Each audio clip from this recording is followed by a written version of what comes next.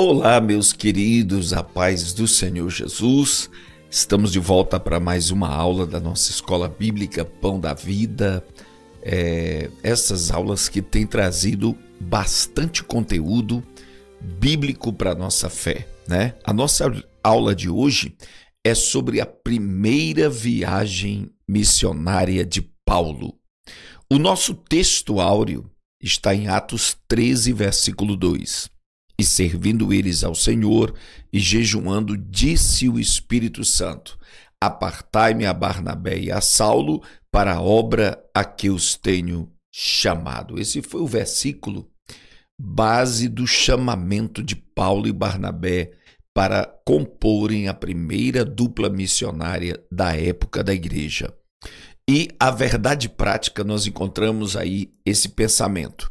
A obra missionária nasce da direção do Espírito Santo em meio à consagração da igreja. Eu acho muito interessante isso aqui, porque a obra missionária ela é baseada nessas duas coisas: a direção do Espírito Santo e uma vida consagrada pela igreja. Quando a igreja vive uma vida de oração, de consagração, Deus, o Espírito Santo, dará a direção para realizar a sua obra. As leituras diárias já foram praticadas. A leitura bíblica em classe está em Atos 13, versos 1 a 3. E na igreja que estava em Antioquia, havia alguns profetas e doutores, a saber, Barnabé, e Simeão chamado Níger, e Lúcio Cirineu, e Manaém, que fora criado com Herodes o tetrarca, e Saulo. E servindo eles ao Senhor e jejuando, disse o Espírito Santo: apartai-me a Barnabé e a Saulo para a obra que os tenho chamado. Então, jejuando e orando e pondo sobre eles as mãos, os despediram. A nossa introdução começa dizendo: a história missionária da igreja primitiva começa na igreja de Antioquia da Síria. Começa oficialmente, né? Porque já havia uma obra missionária em Atos capítulo 8, Filipe em Samaria. Já havia uma obra missionária de Pedro na casa de Cornélio em Atos 10. Mas é aqui no capítulo 13 que começa oficialmente a obra missionária da igreja primitiva. Tal é que a cidade de Antioquia da Síria foi conhecida como berço das missões mundiais. Está aqui, ó, berço das missões mundiais, das missões modernas. Porque foi aqui nessa igreja que começou realmente aquele esforço para ir a outros lugares com a estratégia, com planejamento, né? Dos apóstolos, dos discípulos que avançaram para outros territórios, outras geografias, levando o evangelho. Então, oficialmente começa em Antioquia da Síria. Olha só, Antioquia da Síria. Uma igreja iniciada por novos convertidos e que passou pelo processo de discipulado através ou pela instrumentalidade de Barnabé e Saulo. É muito interessante isso aqui, irmãos. É uma igreja que começa com novos convertidos, olha, ela começa pelo esforço de novos convertidos e ela sofre o discipulado através de Barnabé e Saulo.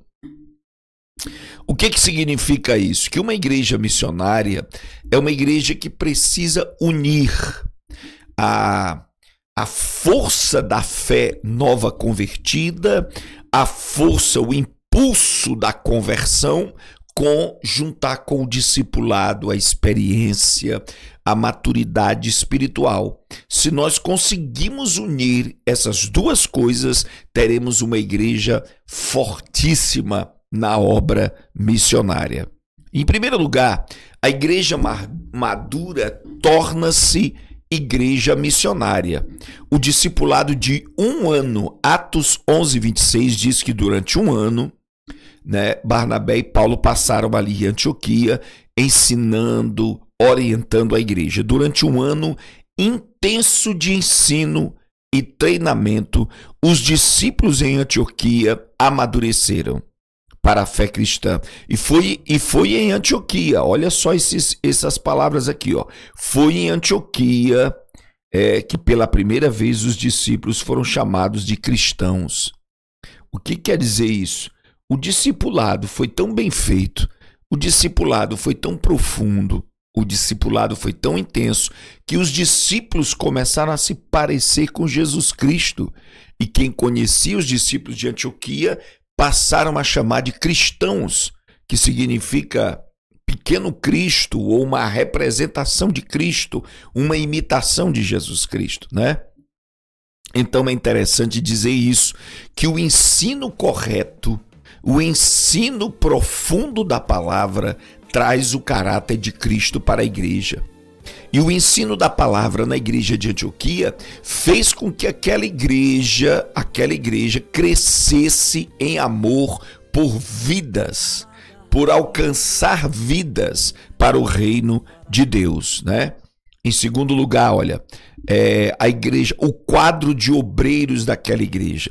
Depois de um ano de ensino, antes havia uma igreja fervorosa, uma igreja alegre, mas depois de um ano de ensino, nós observamos pela Bíblia que a igreja apresentava um quadro de líderes muito significativo, onde Saulo era o mais novo convertido. Se você voltar aqui para o texto, você vai ver aqui a lista de obreiros no texto. Barnabé era o primeiro, porque era o mais veterano, era o mais velho, era o mais experiente, né?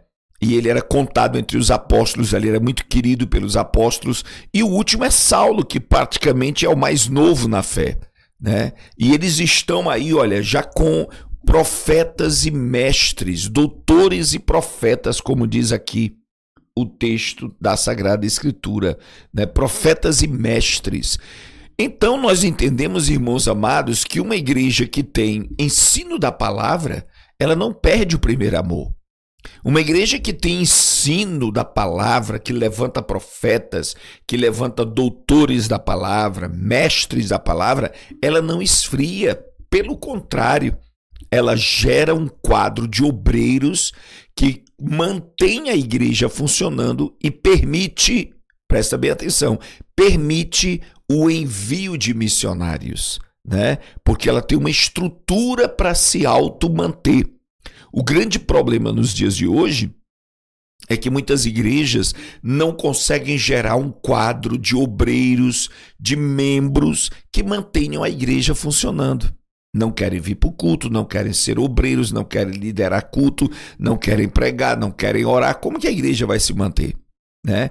Ela fica fluida e não consegue ter uma estrutura sólida como aconteceu na igreja de Antioquia. Aí, ó, tornando-se missionária. Após o amadurecimento, vem os compromissos, vem os desafios. A igreja recebe direção do Espírito Santo, uma espiritualidade pertinente para enviar Barnabé e Saulo. Impondo as mãos em concordância, autorizaram os primeiros missionários. Olha quanta coisa a gente aprende aqui. Primeiro, o amadurecimento, ele traz compromissos e desafios. Uma igreja menina, uma igreja infantil, ela vai se restringir a fazer cultos alegres. Cultos alegres. Aqui nós precisamos ter muita coragem para reconhecer isso. Uma igreja infantil, ela vai continuar fazendo festas para si mesma.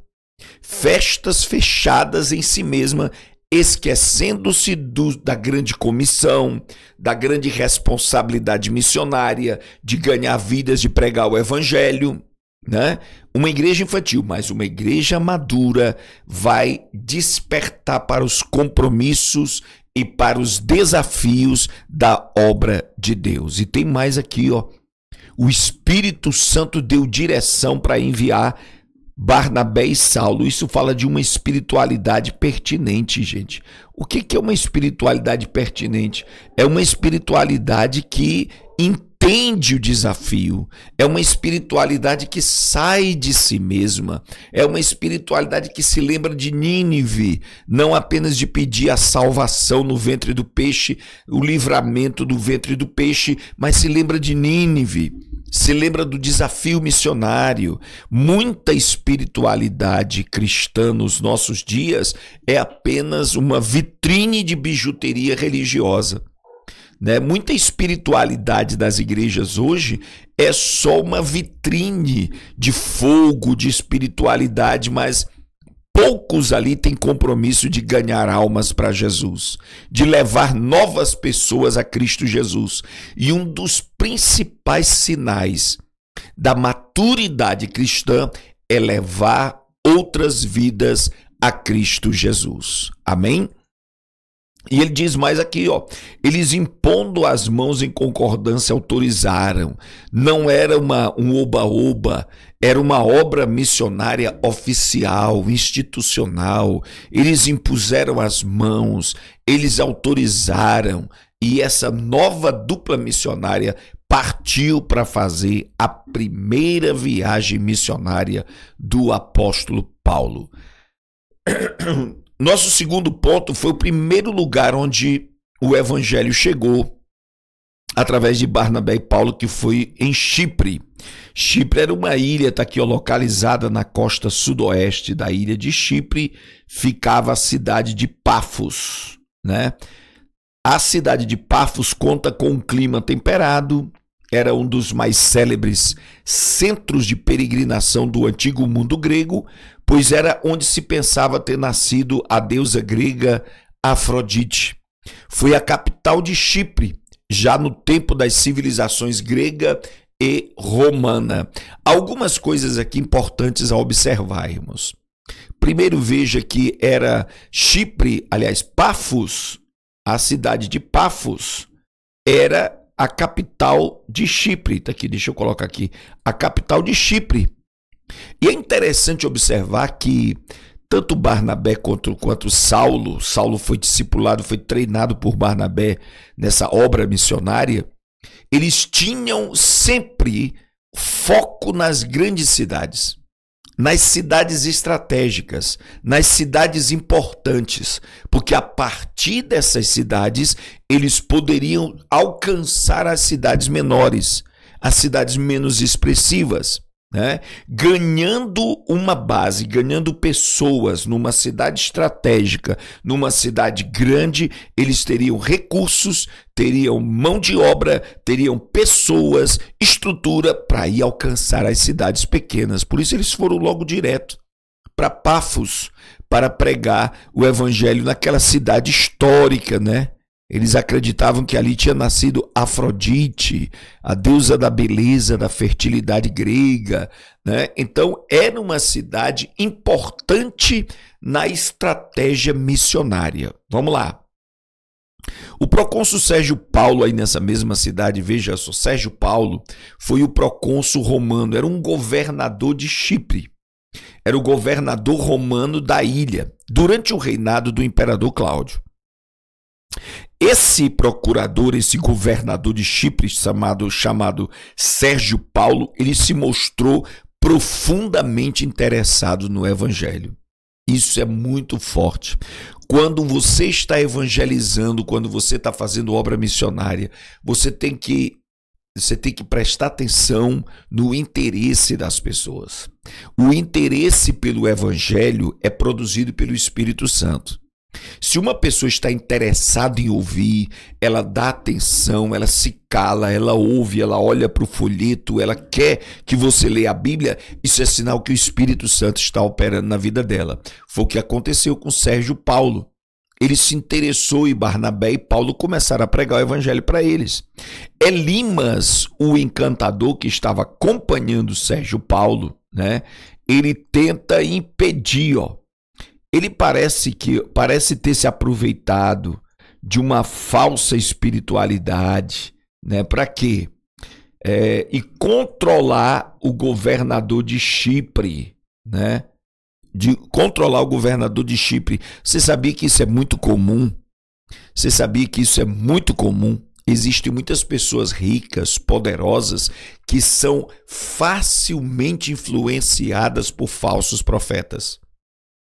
Eles estão tão atrás de mensagens bonitas, de mensagens esperançosas, de profecias maravilhosas, que eles são facilmente enganados por falsos profetas. E esse Elimas, o encantador, estava manipulando a fé do procônsul Sérgio Paulo, do governador. Foi quando Paulo confrontou e destruiu o poder daquele cego, daquele mágico que ficou cego. E diante desse milagre, houve a conversão do procônsul romano Sérgio Paulo, né? Por isso que o missionário precisa ter autoridade de Deus para fazer confronto, para confrontar os espíritos do engano. Saulo passa a ser chamado de Paulo a partir do versículo 9. Vejam bem, meus irmãos, não foi Deus que mudou o nome de Saulo para Paulo. Ele era também conhecido por Paulo, né?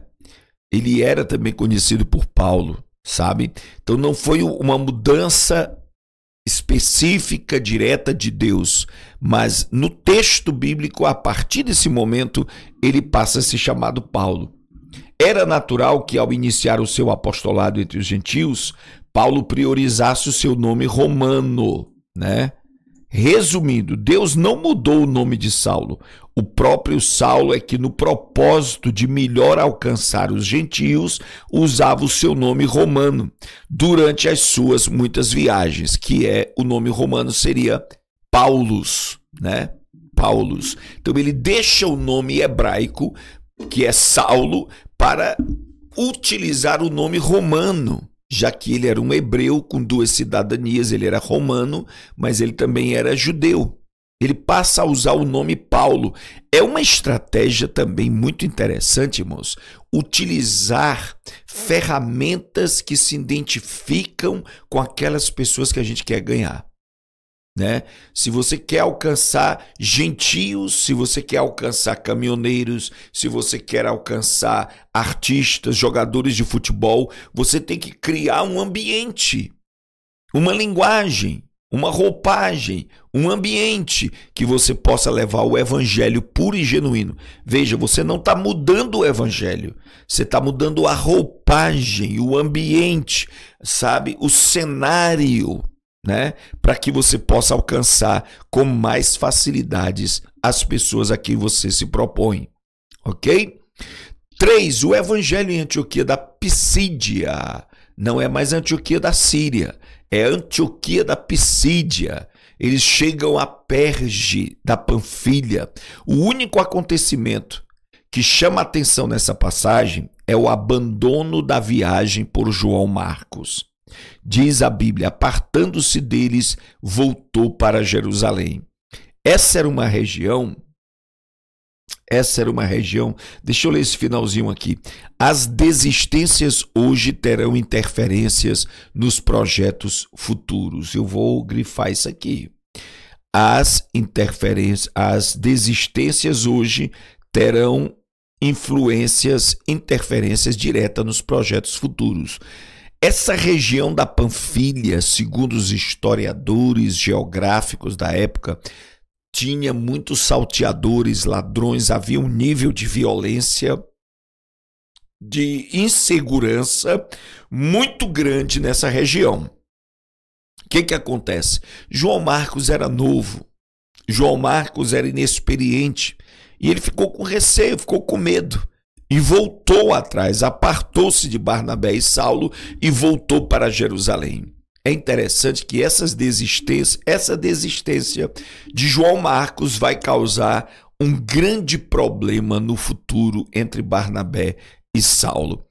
Isso é muito importante a gente ensinar, a gente exortar a cada um de vocês. Tenha cuidado com desistências. Pessoas que desistem fácil estão trazendo desequilíbrio para a obra de Deus. Pessoas que desanimam fácil acabam trazendo conflitos e problemas na continuidade da obra de Deus. Você vai ver isso mais para frente, né? O evangelho em Antioquia da Pisídia. Vamos lá. Barnabé e Saulo recebem a oportunidade para falar. Paulo prega uma belíssima mensagem que está no versículo 15 até o 41. Os judeus, após a reunião, pediram mais para o próximo sábado, o que reuniu uma multidão maior no sábado seguinte, causando inveja e ódio nos judeus presentes. Quando Barnabé e Paulo chegavam numa cidade, a primeira coisa que eles faziam era procurar a sinagoga. Ambos judeus, Barnabé de Levi, Paulo também era israelita, e eles vão da tribo de Benjamim, e eles vão, não é? Eles vão para a sinagoga. E Paulo pregou uma mensagem tremenda do evangelho, adequando a lei, a história de Israel, e os judeus ficaram maravilhados, e pediram mais para o próximo sábado. Só que no sábado, no Shabat seguinte, vieram muito mais pessoas à sinagoga do que costumava vir. Era uma novidade para eles. E isso causou um gatilho, causando inveja e ódio nos judeus presentes. O sucesso do evangelho causa inimizade, causa inveja, causa perseguição naqueles que não creem. Então, voltando-se para os gentios, versos 46 e 49, foi em Antioquia da Pisídia que Barnabé e Paulo decidiram se voltar para a evangelização dos gentios. Aqui eles estavam deixando a prioridade de pregar para judeus. Eles continuariam pregando para judeus, mas a prioridade agora seria alcançar os gentios, né? O que causou uma grande alegria nos povos gentílicos que ouviram as palavras de Barnabé e Paulo dizendo: nós vamos nos voltar para as outras nações. Que os gentios, gente, estava recebendo mais a palavra de Deus, mais a palavra de Deus. É impressionante e interessante dizer aqui, às vezes quanto mais a gente tem, menos a gente valoriza, né? Quanto mais a gente tem, menos a gente dá importância. Os judeus tinham muita lei, tinham muito ensino da palavra através do Antigo Testamento, da Torá, mas os gentios não tinham aquela revelação. E quando eles ouviam o evangelho, e que o evangelho também incluía eles, eles ficaram maravilhados. Eles queriam, e eles bradaram de alegria quando viram que Barnabé e Paulo passariam a evangelizar os gentios. Aí veja só, continua a primeira viagem de Paulo e Barnabé. Eles vão para Listra e Derbe. A resistência em Icônio, a perseguição pelos judeus no ministério de Paulo foi desde o começo. Em Icônio, ao verem muitos gentios se converterem ao evangelho, decidiram insultarem e apedrejarem a Barnabé e Paulo. Os judeus começaram a ir às reuniões de Paulo e Barnabé não para ouvir, mas para tumultuar. Aí veja só, chegando em Listra e Derbe, eles saem da região de Icônio, né, por causa dessa perseguição, e vão para Listra e Derbe.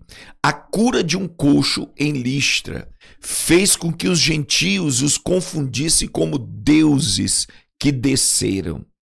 Os gentios ali, idólatras que eram, eles confundiram Barnabé e Paulo com deuses que desceram do Olímpio, o monte onde ficavam os deuses gregos, desceram para se manifestar a eles. Chamaram Barnabé de Júpiter e Paulo de Mercúrio. Júpiter era o deus dos deuses, que sentava no trono no Monte Olímpio, e Mercúrio era o mensageiro. Talvez isso porque Barnabé fosse mais velho, mais maduro, e Paulo foi chamado de mensageiro Mercúrio por conta que Paulo era quem mais falava, era quem mais pregava. E a Bíblia diz que com muita dificuldade impediram as pessoas de lhe sacrificassem oferendas. Está aí no verso 18. Eles queriam fazer oferendas, matar animais, queimar incenso a Barnabé e Paulo, e foi com muito custo, com muito argumento, com muita autoridade, impediram que fizesse isso. Impediram. Né? Agora veja só aqui, retornando a Antioquia da Síria. Aqui está terminando a primeira viagem. né? Vamos dar uma olhada lá. A perseguição dos judeus vindo de Icônio, entraram em Listra e Derbe, né? Que causou o apedrejamento de Paulo, fez com que decidissem retornar. Paulo foi apedrejado aí, né? Os judeus inflamaram, os gentios inflamaram outros judeus para apedrejarem a Paulo, e ele quase morto foi arrastado para fora da cidade. Então vejam bem aqui no versículo 22, na volta eles confirmavam os ânimos dos discípulos pelas igrejas que eles tinham organizado. Aqui é uma estratégia muito interessante, irmãos. Preste bem atenção, você pode até escrever aqui embaixo, né? Pode até escrever aqui embaixo, deixa eu grifar aqui, ó. Escreve aqui na borda aqui, ó. Escreve aqui que nenhuma obra está conquistada se primeiro não for consolidada. Nenhuma vitória está conquistada se primeiro não for consolidada. Ou seja, eles abriam igrejas por onde passavam, mas eles voltavam consolidando, reforçando, animando os irmãos, sentindo a fé deles, dando ânimo a eles. É muito importante, quando a gente evangeliza, cuidar daqueles que nós ganhamos. Porque não adianta contar no domingo 20, 50 decisões e com um mês não tem mais nenhuma na igreja, né? Então é preciso consolidar, confirmar o ânimo dos discípulos num retorno, numa volta, né? Voltar a falar com aqueles irmãos que aceitaram Jesus para eles se consolidarem. Aí vamos lá, ó. Elegeram presbíteros e anciãos em cada igreja por onde eles passaram. Quando eles voltaram de Antioquia da Pisídia, de Listra e Derbe, estavam voltando para Antioquia da Síria, de onde eles partiram a primeira vez, eles foram estabelecendo líderes, presbíteros, anciãos nas igrejas onde passavam, deixando ali um pastorado auxiliar, um pastorado naquela igreja. Chegada em Antioquia da Síria, eles foram dar relatório das maravilhas que viram Deus fazer naqueles dias, né? Agora escuta só bem isso. Chegou aos ouvidos dos apóstolos, né? Que gentios estavam se convertendo, que gentios estavam se tornando cristãos, e alguns judeus convertidos queriam que os cristãos guardassem a lei. Isso gerou o primeiro concílio de Jerusalém. Concílio era uma reunião de autoridades religiosas que se reuniam para tomar uma decisão, para dar uma direção aos caminhos da igreja. E aconteceu isso aqui, ó. O lapso de tempo nas viagens de Barnabé e Paulo é intercalado pelo primeiro concílio cristão em Jerusalém para discutir a liberdade dos gentios. Veja só. Tanto Pedro, quanto Paulo, quanto Barnabé, quanto alguns irmãos achavam que não deveriam colocar nenhuma obrigação sobre os gentios acerca da lei, né? Mas os judaizantes, que eram da parte de Tiago, né? Eles queriam que obrigasse os judeus, os novos cristãos, gentios, a circuncidar, a guardar o sábado, a guardar a lei. Agora veja bem. Alguns cristãos judaizantes entraram em Antioquia da Síria pregando a circuncisão, né, para a salvação. Só é salvo se circuncidar. O que causou uma grande discussão e contenda entre os judaizantes contra Barnabé e Paulo. Fez com que Barnabé e Paulo subissem a Jerusalém para levar este assunto aos apóstolos. Né? Lá em Antioquia da Síria mesmo foram debater com os mestres de Antioquia, com Paulo e Barnabé, que deveriam guardar a lei para serem salvos. E aí levaram o assunto aos apóstolos em Jerusalém. E aí foi estabelecido o concílio e o assunto. A exigência da circuncisão para a salvação dos gentios foi o primeiro assunto debatido pelos apóstolos na organização da igreja primitiva. É interessante, irmãos. Às vezes a igreja precisa mudar certas atitudes históricas, culturais, né? Se vai incluir bater palmas, se vai colocar bateria na igreja, se vai usar a internet nos cultos, sabe? Existem mudanças na igrejas que precisam ser discutidas com as autoridades da igreja.